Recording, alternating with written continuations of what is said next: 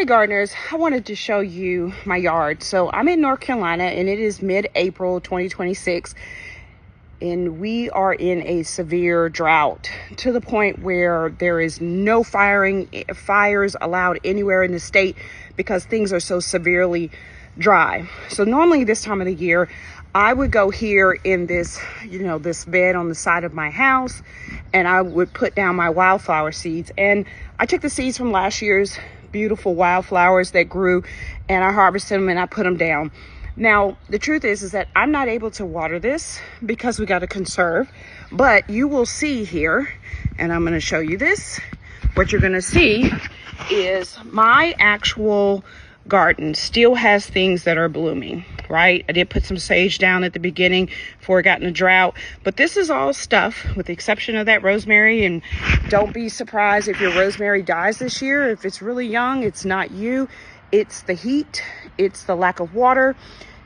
It's 93 degrees today in April. I don't know what happened to April showers bring May flowers, but we need some rain, baby. We need bad rain.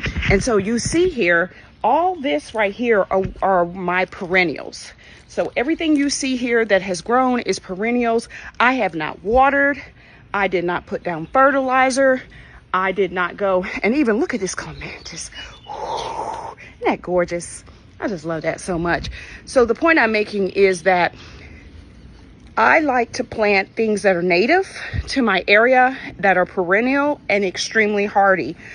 You might not be able to see this really good, but down here, I got some flowers that'll come through and there will be buds on there. But again, we've had zero rain, no water. And then I showed you all previously my bearded irises. This is an actual like dwarf butterfly bush, so it only grows to be about 2 to 3 feet. It's living. I also have over here, these are like little irises. Be careful, they take over your whole yard. And this right here, what do you call that? I can't even think of the name right now. Beautiful thing. I'll put a link in it. But as you see, I've got stuff growing everywhere.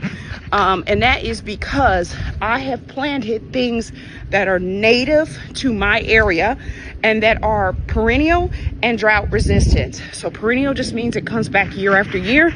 My father-in-law was kind enough to give me these succulents, and they thrive in low water, heat and no water. And again, I've got more of this butterfly bush that I planted. And so the point I'm making is that if you're like me and you're struggling with being in a drought situation and it's really hot, but you want to plant and grow, you might have to wait until things get better.